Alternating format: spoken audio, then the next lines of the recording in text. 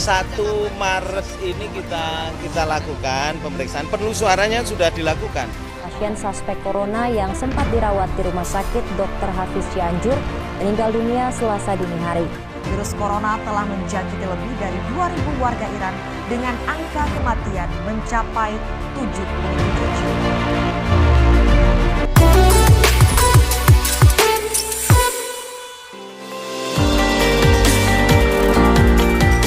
Corona, virus dari Cina yang kini sudah merebak ke seluruh dunia. Kabarnya lebih dari 50 negara sudah terjangkiti virus ini. Berawal dari kebiasaan masyarakat Wuhan di Cina yang senang mengkonsumsi makanan-makanan ekstrim, salah satunya adalah Batman alias kelelawar. Binatang malam yang satu ini menjadi tersangka utama karena diduga kuat dialah penyebab virus corona ini. Lalu, ada apa dengan corona? Beberapa waktu yang lalu Indonesia masih aman dari virus corona, sampai-sampai ada seorang penyanyi dangdut yang menyanyikan lagu di mana lagu itu terinspirasi dari virus corona. Corona, virus dari Cina, komunitas rondo merana. Lagu ini langsung viral. Namun sayangnya viralnya lagu ini bukan karena musiknya yang bagus, tapi karena dihujat oleh netizen. Isi lagunya bukan tentang virus corona, tapi tentang istri-istri yang menjanda. Mungkin inilah yang dinamakan pandai melihat peluang, tapi sayang di momen yang tidak tepat. Selain lagu yang viral, banyak berita-berita hoax yang juga ikutan viral. Akhirnya bikin masyarakat menjadi gempar, padahal isinya belum tentu benar.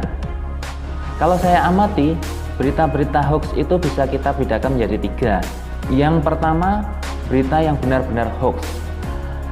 Berita ini sengaja dibuat supaya bikin kisruh, dan yang membuat berita ini adalah orang-orang tertentu yang bukan orang sembarangan pastinya.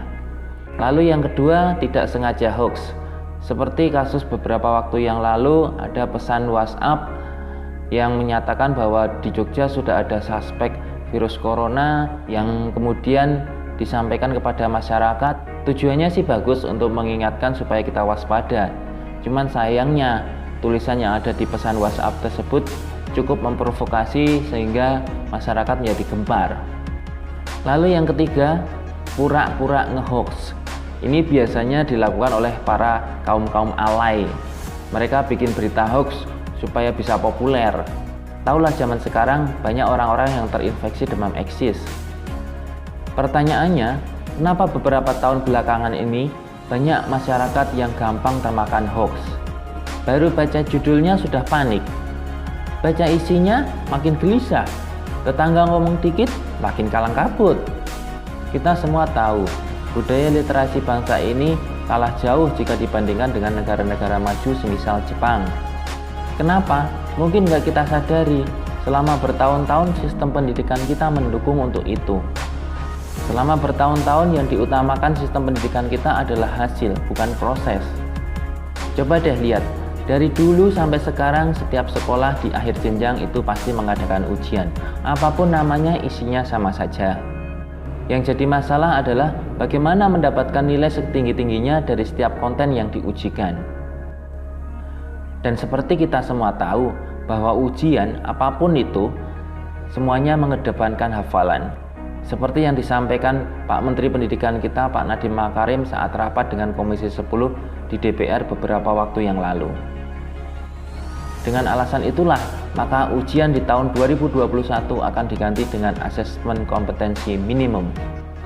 Walaupun sampai sekarang asesmen tersebut belum ada wujudnya, dari namanya kita bisa menebak asesmen tersebut pastinya berbeda dengan yang ada sekarang. Kalau saya bayangkan, yang dilakukan siswa ke depan adalah siswa harus menguasai materi yang diberikan sampai pada level minimum. Ibaratnya siswa harus melampaui KKM, nggak masalah mau dapat skor berapapun, yang penting lebih dari KKM. Misalnya di jenjang SD, paling nggak siswa harus bisa menguasai penjumlahan, perkalian, pembagian, dan pengurangan. Dalam asesmen yang akan dijalankan nanti, terdapat 3 aspek penilaian. Yang pertama yaitu literasi, yang kedua numerasi, dan yang ketiga adalah survei karakter. Dalam aspek literasi, kabarnya siswa tidak bisa lagi pakai sistem hafalan. Siswa harus bisa menalar pakai logika. Siswa harus paham dulu bacaan, baru bisa menjawab pertanyaan. Ini memaksa siswa harus membaca dan memahami. Pengalaman saya selama beberapa tahun, paling susah itu mengajari anak untuk mengerjakan soal uraian, apalagi yang butuh jawaban panjang. Rata-rata skornya lebih sedikit dibandingkan dengan soal uraian pendek atau bahkan mungkin pilihan ganda. Kenapa? Ya karena budaya literasi kita yang sangat kurang. Sudah terbiasa dengan yang instan. Ini berimbas ketika mendapatkan suatu berita yang dibaca itu hanya judulnya saja. Baru baca judulnya saja sudah heboh. Padahal judulnya apa, isinya apa, seringkali nggak nyambung. Budaya inilah yang nampaknya ingin diubah oleh Pak Menteri Pendidikan kita. Memang kelihatannya berat, harus mengubah tradisi yang sudah bertahun-tahun lamanya, ibarat menyuruh kudanil keluar dari air. Ya pasti nggak mau lah, orang sudah nyaman di situ. Tapi mau nggak mau kita harus berubah. Dan perubahan itu tidak ada yang instan untuk jadi sempurna. Butuh waktu bertahun-tahun.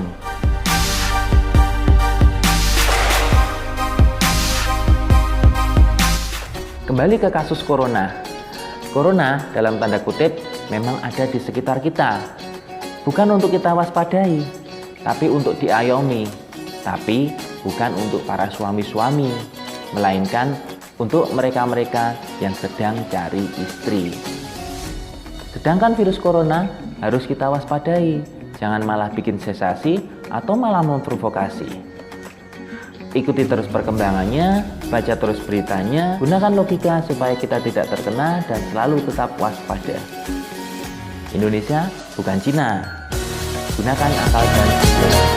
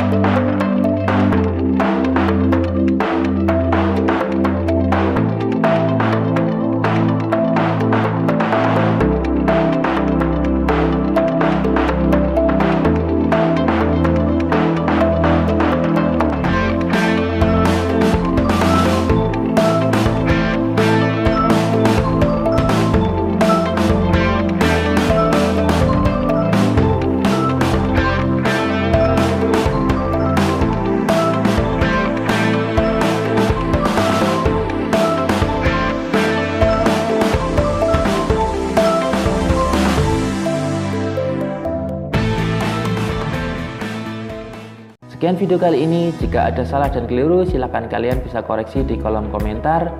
Dan jika kalian suka dengan video ini silahkan klik tombol like, share sebanyak-banyaknya ke media sosial kalian supaya makin banyak mengedukasi masyarakat Indonesia.